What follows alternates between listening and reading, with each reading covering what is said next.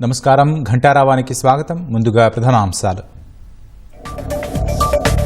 Group 2 mains వాయిదా ప్రచార వార్తలు నమ్మొద్దన్న ఏపీపీఎస్సీ.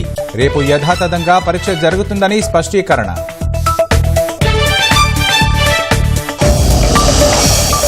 నెల్లూరు జిల్లా సంఘంలో ధాన్యం కొనుగోలు కేంద్రం ప్రారంభం. అన్నదాతలకు ఎంతో మేలంటున్న మంత్రి నాదెండ్ల.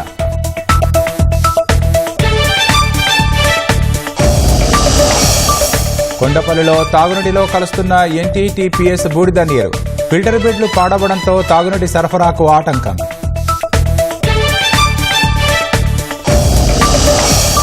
శ్రీకాకుళం జీజీహెచ్లో వైద్యం కోసం రోగుల పాట్లు. ఓపీ నమోదుకు గంటల తరబడి నిరీక్షణ.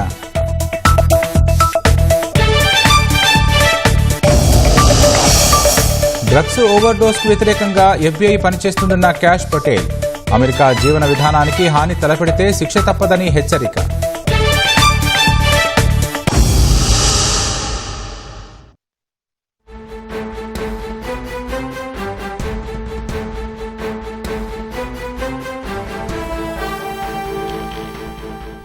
తాజా అంశాన్ని చూస్తున్నాం. గ్రూప్ 2 మెయిన్స్ రేపు యథాతథంగా పరీక్ష జరుగుతుందని ఏపీపీఎస్సీ స్పష్టం చేసింది. మరింత సమాచారం మా ప్రతినిధి రమణ అడిగి తెలుసుకుందాం.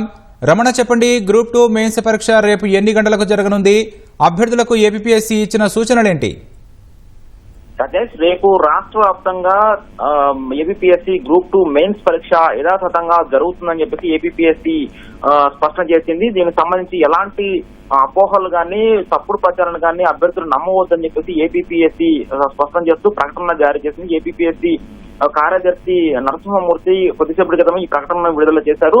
కొంతమంది సోషల్ మీడియాలో ఏపీపీఎస్సీ నిర్వహించే గ్రూప్ 2 మెయిన్స్ పరీక్ష వాయిదా పడుతుందని, అలాగే రద్దయిందని చెప్పేసి కొంతమంది విపరీతంగా ట్రోల్స్ చేస్తున్న పరిస్థితి. దీంతో అభ్యర్థుల్లో ఒకంత గందరగోళం నెలకొంది. ఈ ఇటీవల కాలంలో రోస్టర్ పాయింట్స్ వ్యతిరేకంగా అభ్యర్థులు పెద్ద ఎత్తున ఆందోళన చేస్తున్నటువంటి పరిస్థితుల్లో నిజంగానే వాయిదా వేసిందా అనేటువంటి అంశంపైనే వాళ్ళు అనుమానం వ్యక్తం చేస్తూ ఏపీపీఎస్సీ కార్యాలయం కావచ్చు, అలాగే పలు మీడియా సంస్థలకు కూడా ఫోన్లు చేసి స్పష్టత కోరుతున్నారు. ఈ పరిస్థితుల్లో ఏపీపీఎస్సీ కార్యదర్శి ప్రకటన విడుదల చేశారు. సోషల్ మీడియాలో జరుగుతున్నదంతా కూడా వాస్తవం కాదని, తప్పుడు ప్రచారాన్ని ఎవరు నమ్మవద్దని చెప్పేసి స్పష్టం చేశారు. రేపు ఏపీపీఎస్సీ గ్రూప్ 2 పరీక్ష యథాతథంగా జరుగుతుందని చెప్పేసి ప్రకటనలో తెలియజేయడం జరిగింది. దీనికి సంబంధించి అన్ని ఏర్పాట్లు కూడా పూర్తి చేసినట్టుగా వారు స్పష్టం చేశారు. మొత్తం రాష్ట్ర వ్యాప్తంగా 175 సెంటర్లను ఏర్పాటు చేసి పకడ్బందీగా నిర్వహణకు ఏర్పాట్లు చేసినట్టుగా ఏపీపీఎస్సీ కార్యదర్శి ప్రకటనలో తెలియజేశారు. మొత్తం 92,250 మంది అభ్యర్థులు ఈ పరీక్షకు హాజరు కానున్నట్టుగా, వారికి సంబంధించి ఎక్కడ ఇబ్బందులు కలగకుండా పకడ్బందీ చర్యలు కూడా తీసుకున్నట్టుగా, సదుపాయాలు కల్పించినట్టుగా కార్యదర్శి స్పష్టం చేశారు. మొత్తం పరీక్ష సెంటర్ల వద్ద 144 సెక్షన్ కూడా అమలు చేస్తున్నట్టుగా వారు వివరించడం జరిగింది. ఈ వదంతులు జరుగుతున్న దృష్ట్యా వీటన్నిటి కూడా అభ్యర్థులు ఎవరు కూడా నమ్మవద్దని చెప్పేసి వారు ప్రత్యేకంగా కోరడం జరిగింది. ఈ మెయిన్స్ పరీక్ష సంబంధించి మొత్తం ఉదయం చూస్తే కనుక 10 గంటలకు సరిగ్గా పరీక్ష ప్రారంభం కానుంది. 12:30 వరకు పేపర్ 1 పరీక్ష జరగనుంది. అలాగే మధ్యాహ్నం 3 గంటల నుంచి అలాగే 5:30 వరకు కూడా రెండో పేపర్ పరీక్ష జరగనుంది. ఈ పరీక్షకు అభ్యర్థులు 15 నిమిషాల ముందే చేరుకోవాలని చెప్పేసి కూడా ఏపీపీఎస్సీ కార్యదర్శి ప్రకటనలో తెలియజేశారు. దీనికి సంబంధించి ఇప్పటికే ఏపీపీఎస్సీ పరీక్ష పకడ్బందీగా నిర్వహించేందుకు కూడా సీఎస్ ఇప్పటికే సమీక్ష కూడా నిర్వహించడం జరిగింది. పకడ్బందీ చర్యలు తీసుకోవాలని చెప్పేసి అన్ని జిల్లాల కలెక్టర్లు కూడా ఆదేశాలు జారీ చేయడం జరిగింది. ఎవరైనా సరే సోషల్ మీడియాలో వదంతులు ప్రచారం చేస్తే కఠిన చర్యలు తీసుకోవాలని చెప్పి సీఎస్ కూడా ఆదేశాలు జారీ చేశారు. దీంతో అప్పటి నుంచి కూడా గడిచిన కొద్ది రోజులుగా జరుగుతున్న ఈ ప్రచారం నేపథ్యంలో ఇంకా కొనసాగుతున్నపై ఏపీపీఎస్సీ ఆగ్రహం వ్యక్తం చేసిన పరిస్థితి. దీంతో ఎవరైతే తప్పుడు ప్రచారం చేస్తున్నారో వారన్నింటి కూడా ఆధారాలు సేకరించి వాటన్నిటికీ కలిపి పోలీస్ స్టేషన్ లో కంప్లైంట్ ఇవ్వాలని చెప్పేసి ఏపీఎస్సీ కార్యదర్శి నిర్ణయం తీసుకున్నారు. వీరిపై క్రిమినల్ చర్యలు తీసుకోవాలని చెప్పేసి, ఇలాంటి తప్పుడు ప్రచారం చేసి అభ్యర్థులను గందరగోళం గురి చేసేటువంటి వారిపై కఠిన చర్యలు తీసుకోవాలని చెప్పేసి కూడా పోలీసులను కోరినట్టుగా ఏపీఎస్సీ కొద్దిసేపటి క్రితం జారీ చేసినట్టు ప్రకటనలో స్పష్టం చేసింది. అభ్యర్థులందరూ కూడా ఎలాంటి అపోహలు తావు లేకుండా రేపు జరగనటువంటి ఏపీఎస్సీ మెయిన్స్ పరీక్షలకు హాజరు కావాలని చెప్పేసి ఏపీఎస్సీ సూచించింది.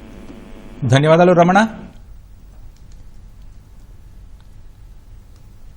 ఎన్టీఆర్ జిల్లా కొండపల్లి మున్సిపాలిటీలో ఎన్టీటీపీఎస్ బూడిద నీరు తాగునీటిలో కలుస్తోంది. థర్మల్ పవర్ స్టేషన్ నుంచి వస్తున్న బూడిద నీరు రక్షిత తాగునీటి పథకంలో వెళుతోంది. దీనివల్ల రక్షిత మంచినీటి పథకంలోని ఫిల్టర్ బెడ్లు పాడవుతున్నాయి. కొండపల్లి పురపాలిక ప్రజలతో పాటు మైలవరం, జీ కొండూరు, రెడ్డిగూడెం ప్రజలకు తాగునీటి సరఫరా నిలిచిపోనుంది. ఇప్పటికే శబ్ద, వాయు కాలుష్యంతో ఇబ్బంది పడుతున్న స్థానికులు తాగునీటిలో బూడిద కలవడంపై ఆగ్రహం వ్యక్తం చేస్తున్నారు. ఎన్టీటీపీఎస్ అధికారుల నిర్లక్ష్యంపై మండిపడుతున్నారు.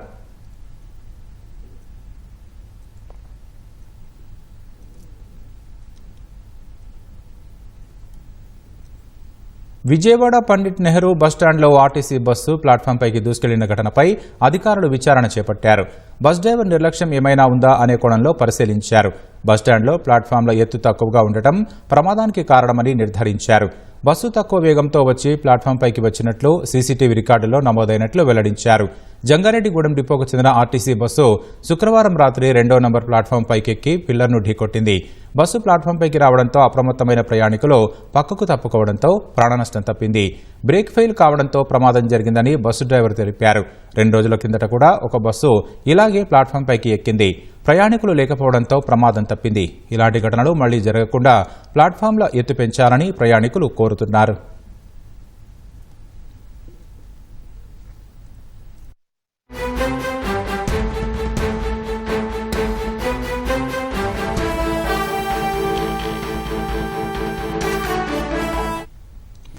తాజా అంశాన్ని చూస్తున్నాం. భూ ఆక్రమణల అభియోగాలపై ఎవరు నోటీసులు ఇచ్చినా విచారణకు వెళ్లే ప్రసక్తి లేదని ఎమ్మెల్యే ఆకేపాటి అమర్నాథ్ రెడ్డి అన్నారు. మరింత సమాచారం మా ప్రతినిధి మురళి నాటి తెలుసుకుందాం. మురళి, చెప్పండి, విచారణకు హాజరవ్వాలన్న జేసీ నోటీసులకు ఆకేపాటి అమర్నాథ్ రెడ్డి స్పందన ఏంటి? రాకేష్, అన్నమయ్య జిల్లా రాజంపేట వైసీపీ ఎమ్మెల్యే ఆకేపాటి అమర్నాథ్ రెడ్డిని ఇవాళ విచారణకు హాజరు కావాలని అన్నమయ్య జిల్లా జాయింట్ కలెక్టర్ ఆదర్శ రాజేంద్రన్ నోటీసులు ఇచ్చినప్పటికీ ఇంతవరకు కూడా ఎమ్మెల్యే అమర్నాథ్ రెడ్డితో పాటు ఆయన కుటుంబ సభ్యులకు కూడా హాజరు కానటువంటి పరిస్థితి. అయితే ఇవాళ జేసీ కోర్టులో విచారణకు హాజరు కావాల్సి ఉన్నప్పటికీ వారి ఎమ్మెల్యేకి సంబంధించినటువంటి ఆరోపణలపైన నోటీస్ ఇచ్చిన అంశం పైన 22వ నెంబర్ గా అతన్ని పిలిచేటువంటి అవకాశం ఉంది. అయితే మధ్యాహ్నం వరకు గడువు ఉన్నప్పటికీ అతని కోసం కూడా జిల్లా అధికారులు వేచి చూస్తున్నారు. అయితే ప్రస్తుతం అమర్నాథ్ రెడ్డి కడప ప్రెస్ క్లబ్ లో జరిగినటువంటి ఉయ్యాలవాడ నరసింహారెడ్డి వర్ధంత సభకు హాజరయ్యారు. ఈ సందర్భంగా మీడియా ప్రతినిధులు నోటీసులు ఇచ్చిన అంశం పైన ప్రశ్నిస్తే ఆయన ఘాటుగా స్పందించారు.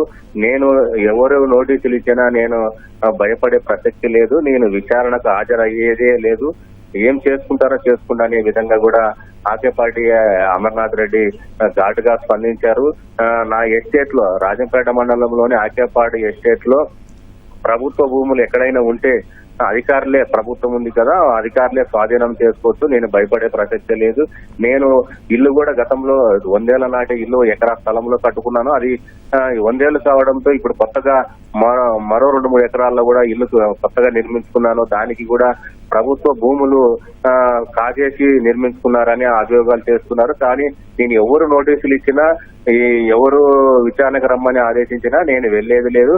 వాళ్ళు కావాలంటే వాళ్ళే వచ్చి విచారణ చేసుకుని, అధికారులే వచ్చి మా ప్రాంతానికి వచ్చి విచారణ చేసుకుని ఒకవేళ ప్రభుత్వ భూములు గానీ ప్రైవేట్ భూములు గానీ ఉన్నట్లయితే స్వాధీనం చేసుకోవచ్చు, నేను ఎలాంటి అభ్యంతరం చెప్పనని ఒకంత అసహనంతోనే ఎమ్మెల్యే అమర్నాథ్ రెడ్డి సమాధానం ఇచ్చారు. గతంలో కూడా ఇదే అంశం పైన పాదయాత్రకు వచ్చినప్పుడు నారా లోకేష్ కూడా ఇదే అంశం పైన మాట్లాడారు. గతంలో స్థానిక జిల్లా నాయకులు కూడా ఇదే అంశం పైన మాట్లాడారు. ప్రతిసారి నోటీసులు ఇచ్చి విచారణకు రమ్మని ఎన్నిసార్లు మాట్లాడాలనే విధంగా కూడా అసహనం వ్యక్తం చేస్తున్నారు. ఇవాళ విచారణకు హాజరవుతున్నారా లేదా, జేసీ కోర్టు విచారణ హాజరవుతున్నారా లేదని స్ట్రైట్ గా మీడియా ప్రతినిధులు ప్రశ్నించినప్పుడు ఆయన మాత్రం నేను వెళ్లే ప్రసక్తే లేదు, ఆ నోటీసుల్లో ఏముందో కూడా నేను చూడలేదు, ఒకవేళ ఇచ్చినా కూడా నేను వెళ్ళను అని కరాఖండిగా ఎమ్మెల్యే అమర్నాథ్ రెడ్డి చెప్పడం ప్రాధాన్యత సంతరించుకుంది. రాకేష్, ధన్యవాదాలు మురళి.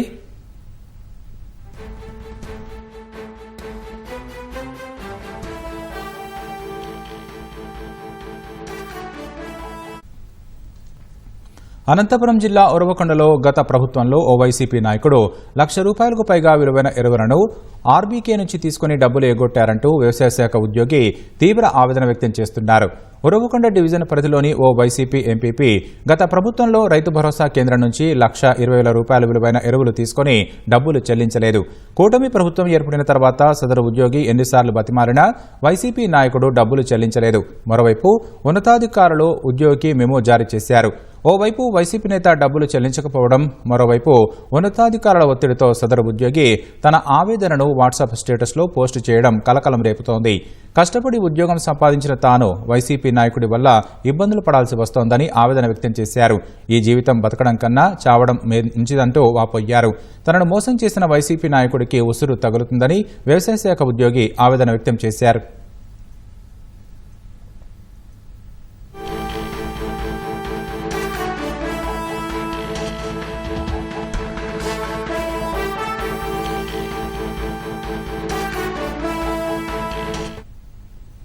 తాజా అంశాన్ని చూస్తున్నాం. శ్రీశైలం ఎడమగట్టు కాలువ టన్నెల్ వద్ద ప్రమాదం జరిగింది. 3 మీటర్ల మేర పైకప్పు పడిపోయింది. మరింత సమాచారం మా ప్రతినిధి నాగేశ్వరాచారిని అడిగి తెలుసుకుందాం. నాగేశ్వరాచారి, చెప్పండి, శ్రీశైలం ఎడమగట్టు కాలువ టన్నెల్ వద్ద ప్రమాదానికి కారణాలేంటి? రైట్ రాకేష్, తెలంగాణ రాష్ట్రానికి చెందినటువంటి నాగర్ కర్నూలు జిల్లా దోమలపెంట వద్ద అయితే ఎస్ఎల్బీసీ టన్నెల్ నిర్మాణం జరుగుతుంది.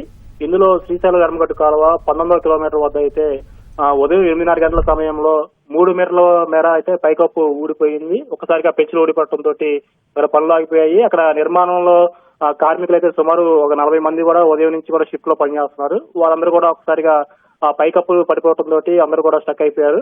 వెంటనే అక్కడ ఘటనా స్థలానికి చేరుకున్నటువంటి ఈ నీటిపారుదల శాఖ అధికారులు, అదేవిధంగా స్థానిక పోలీసులు అందరూ కూడా ఆ కార్మికులందరూ కూడా బయట తీసుకొచ్చే పనులు అయితే ముమ్మరంగా జరుగుతున్నాయి. ఇప్పటికీ 10 మందిని కూడా కార్మికుల్ని బయట తీసుకొచ్చినట్లు కూడా తెలుస్తుంది.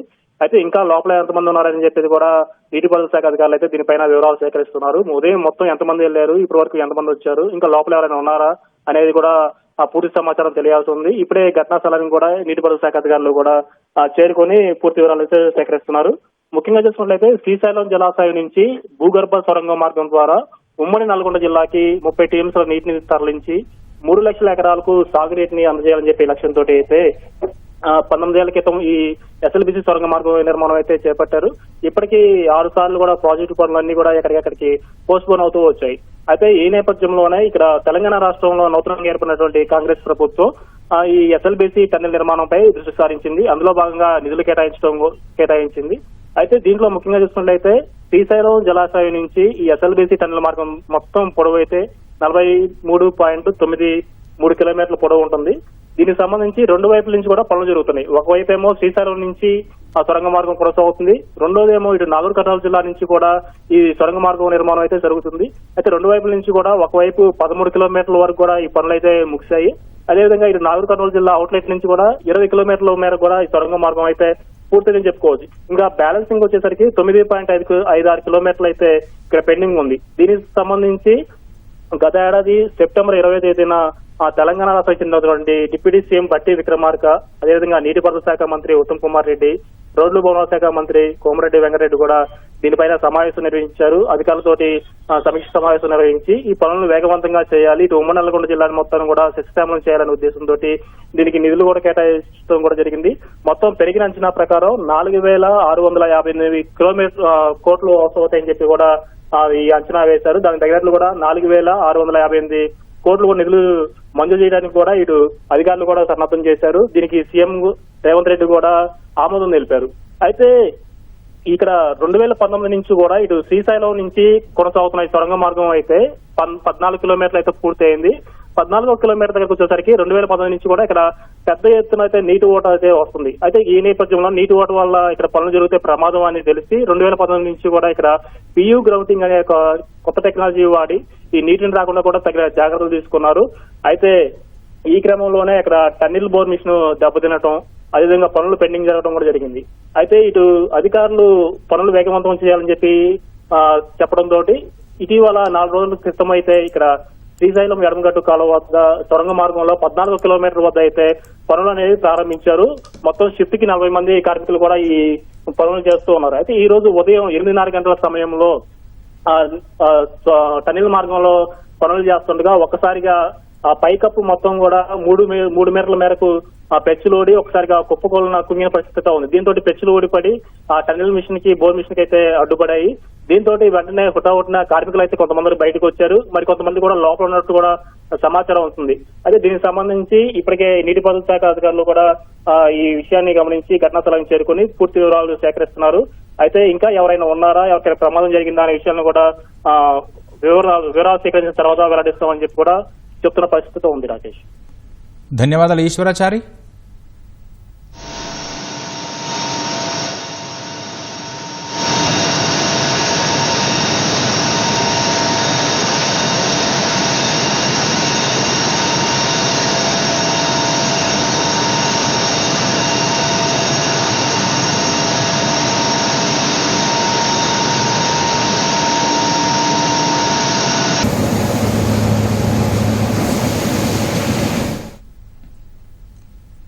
ప్రభుత్వ పథకాల సాయం ఆశ చూపి అమాయకులను మోసం చేస్తున్న అంతర్రాష్ట్ర సైబర్ ముఠాకు చెందిన ఇద్దరిని బాపట్ల జిల్లా పోలీసులు అరెస్టు చేశారు. జననీ సురక్ష పథకం పేరిట బాలింతలకు 2 నుంచి 3 లక్షల రూపాయలు అందిస్తామని ఆరోగ్య శాఖ అధికారుల పేరిట చీరాలలో అంగన్వాడీ కార్యకర్తలకు ఫోన్ చేశారని పోలీసులు తెలిపారు. వారి పరిధిలోని గర్భిణుల వివరాలు సేకరించి వారి బ్యాంకు ఖాతాల్లో 1,64,000 రూపాయలు చోరీ చేశారని ఎస్పీ తుషార్ డూడి తెలిపారు.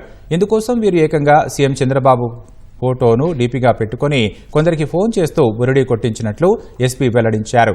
నిందితులు ఢిల్లీ కేంద్రంగా సైబర్ నేరాలు చేస్తున్నట్లు తెలిపారు. వీరిపై దేశవ్యాప్తంగా 20 రాష్ట్రాలు 4 కేంద్రపాలిత ప్రాంతాల్లో 213 సైబర్ కేసులు నమోదైనట్లు వెల్లడించారు. డిసెంబర్ నెలలో మన చీరాల 2 టౌన్ స్టేషన్ పరిధిలో ఒక సైబర్ క్రైమ్ రిజిస్టర్ అయింది. దాంట్లో ఏంటంటే కొంతమంది ముద్దాయిలు మన దగ్గర ఉన్న అంగన్వాడీ వర్కర్స్ కి కాల్ చేసుకొని మేము ప్రభుత్వం తరఫు నుండి హెల్త్ డిపార్ట్మెంట్ నుండి మాట్లాడుతున్నాము, ఒక కొత్త పథకం లాంచ్ చేయడం జరిగింది జననీ సురక్ష పథకంలో. దానికింత ఆనరబుల్ సీఎం గారు ఒక 70 lakh వరకు కార్పస్ ఫండ్ పెట్టుకొని ప్రెగ్నెంట్ ప్లస్ లాక్టేటింగ్ మదర్స్ కి స్పెషల్ స్కీమ్ కింద లాంచ్ చేశారు. అది చెప్పేసి వాళ్ళ దగ్గర నుండి డీటెయిల్స్ కలెక్ట్ చేయడం జరిగింది. అది ఇచ్చిన తర్వాత ఆ విక్టిమ్స్ కి వాళ్ళు కాల్ చేశారు, సేమ్ మెమోలు వాళ్ళకి అడిగారు, మీకు ఒక 2-3 lakhs వరకు వస్తుంది, ఫస్ట్ ఇన్స్టాల్మెంట్ మేము 70,000 వరకు ఇస్తాము, దాని రిలేటెడ్ మీరు కొన్ని డీటెయిల్స్ మాకు షేర్ చేయాలి, మీ యూపీఐ ఐడీస్ అంతా డీటెయిల్ ఇవ్వాలి. ఆ యూపీఐ ఐడీస్ ఇచ్చిన తర్వాత వీడియో కాల్లో స్క్రీన్ షేర్ చేసుకొని వాళ్ళు యూపీఐ బ్యాలెన్స్ చెక్ చేశారు. మినిమం బ్యాలెన్స్ 3,000 ఉండాలి చెప్పేసి, సరే కన్ఫర్మ్ అయింది, మీకు పేమెంట్ వస్తుంది, ఒక లింక్ పెడతాము అది క్లిక్ చేయండి చెప్పేసి లింక్ పంపించారు. సో ఆ లింక్ క్లిక్ చేస్తే వెంటనే యూపీఐ అకౌంట్స్ లో ఉన్న డబ్బు మొత్తం ఖాళీ అయిపోయాయి. అమరావతి నిర్మాణ పనులు మార్చి 15 నుంచి ప్రారంభం కానున్నాయి. ఎమ్మెల్సీ ఎన్నికల కోడ్ కారణంగా టెండర్లు ఖరారు ఆలస్యమైంది. టెండర్లు పిలిచినా ఖరారు చేయవద్దని ఎన్నికల కమిషన్ ఆదేశాలు ఇచ్చింది. ఇప్పటివరకు సిఆర్డీఏ, అమరావతి డెవలప్మెంట్ కార్పొరేషన్ 62 పనులకు టెండర్లు పిలిచింది. సుమారు 40,000 కోట్ల రూపాయల విలువైన పనులకు టెండర్ల ప్రక్రియ కొనసాగుతోంది. మరో 11 పనులకు త్వరలోనే టెండర్లు పిలవనున్నారు. ఏప్రిల్ మొదటి వారం నుంచి అమరావతిలో 30,000 మంది కార్మికులు పనులు చేస్తారని సిఆర్డీఏ అధికారులు చెబుతున్నారు.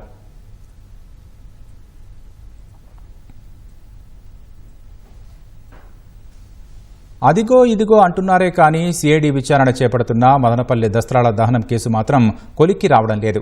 ఈ కేసులో కీలక పాత్రధారిగా భావిస్తున్న మాజీ మంత్రి పెద్దిరెడ్డి రామచంద్రారెడ్డి పిఏ ముని తుకారాం విషయంలో సిఐడి ఉదాసీనతపై విమర్శలు వ్యక్తమవుతున్నాయి. ఘటన జరిగాక మెల్లగా అజ్ఞాతంలోకి, ఆపై విదేశాలకు పరారైన తుకారాంకు సిఐడి అధికారులు లుకౌట్ నోటీసు ఇచ్చి ఊరుకున్నారు. అమెరికాలోని మిస్సోరీలో ఉన్నట్లు గుర్తించిన రాష్ట్రానికి తీసుకురాకుండా మిన్నకుండిపోయారు. మదనపల్లి సబ్ కలెక్టరేట్లో రెవెన్యూ ఫైళ్ల దహనం కుట్రలో ప్రధాన పాత్రధారిగా చెబుతున్న పొంగనూరు ఎమ్మెల్యే పెద్దిరెడ్డి రామచంద్రారెడ్డి పిఏ బల్లాపురం ముని తుకారాం పరారై అప్పుడే 7 నెలలైపోయింది. గత ఏడాది జూలై 21న దస్త్రాలు తగలబెట్టిన ఘటన జరిగింది. ఆ తర్వాత 2 రోజులకే తుకారాం అజ్ఞాతంలోకి వెళ్లిపోయాడు. పోలీసులు తిరుపతిలోని అతని నివాసంలో తనిఖీలు చేసి భారీగా ఫోర్జరీ, మోసపూరితమైన డాక్యుమెంట్లు, ప్రభుత్వ భూములకు సంబంధించిన ఫైళ్లు స్వాధీనం చేసుకున్నారు. అలిపిరి పోలీస్ స్టేషన్లో కేసు నమోదు చేశారు. ఆ ఊపులోనే తుకారాంను గాలించి పట్టుకోవలసిన పోలీసులు ఉదాసీనంగా ఉన్నారు. అదే అదనుగా జులై నెలాఖరులోనే ముని తుకారాం విదేశాలకు జారుకున్నాడు. పరారైన తర్వాత సిఐడి అధికారులు తీరిగ్గా లుకౌట్ నోటీసులు ఇచ్చారు. అమెరికాలోని మిస్సోరీలో పసుపులేటి రామ్మోహన్ అనే బంధువు ఇంట్లో అతడు ఉంటున్నట్లు గుర్తించారు. పర్యాటక, సందర్శక వీసాలపై అమెరికాకు వెళితే గరిష్టంగా 6 నెలలే ఉండేందుకే అవకాశముంటుంది. తుకారాం అమెరికాకు పారిపోయి 7 నెలలైనా అతన్ని తిరిగి రప్పించేందుకు గట్టి ప్రయత్నాలేవీ సాగట్లేదన్న విమర్శలు వినిపిస్తున్నాయి.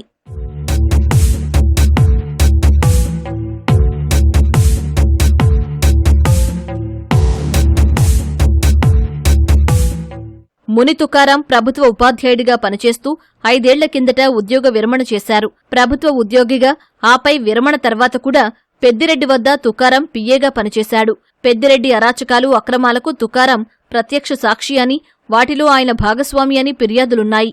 అంతేకాదు, అతడి పరారీకి సంబంధించిన అనేక ప్రశ్నలకు సమాధానాలు దొరకాల్సి ఉంది. దస్త్రాల దహనం కేసులో విచారణ ముమ్మరమవుతోందని తెలిసిన వెంటనే అప్పట్లో అతన్ని అజ్ఞాతంలోకి పంపించిందెవరు? ఓ పక్క అతని ఇంట్లో సోదాలు జరుగుతుండగా విదేశాలకు పారిపోవాలని ఆదేశించిందెవరు? అందుకు అవసరమైన ఏర్పాట్లు చేసిందెవరు? ఇన్ని నెలలుగా అమెరికాలో అతడి ఖర్చులన్నీ ఎవరు భరిస్తున్నారు? నిధులు సమకూరుస్తున్నదెవరు? అన్న అంశాలపై దర్యాప్తు చేయాల్సిన సిఐడి ఆ దిశగా దృష్టి సారించట్లేదనే వాదన వినిపిస్తోంది. గత ఏడాది జూలై 21 నుంచి 30 తేదీల మధ్య తుకారాం ఎవరెవరితో మాట్లాడారు, ప్రస్తుతం అతనితో ఎవరు కాంటాక్ట్లో ఉన్నారో కూపీ లాగితే ఈ ప్రశ్నలకు సమాధానాలు దొరికే అవకాశముంది. ఈ విషయంలోనూ సిఐడి ఎందుకు మీనమేషాలు లెక్కిస్తుందో అర్థం కాని పరిస్థితి.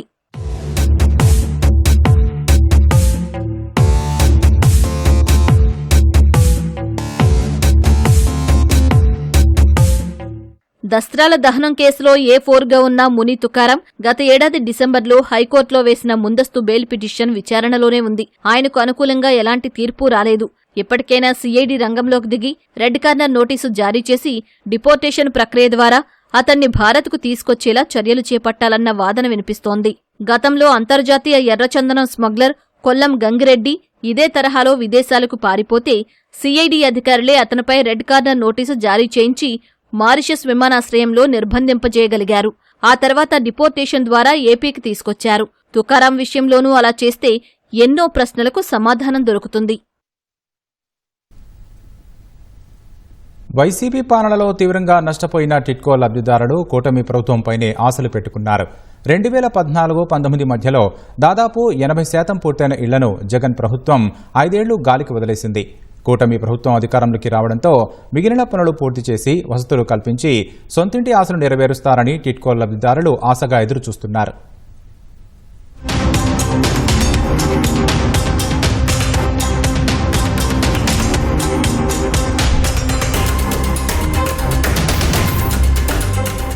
రెండు 2014లో అధికారంలోకి వచ్చిన తెలుగుదేశం పేదలకు సొంత ఇంటి కల నెరవేర్చేందుకు రాష్ట్ర వ్యాప్తంగా టిడ్కో గృహాల నిర్మాణాలు చేపట్టింది.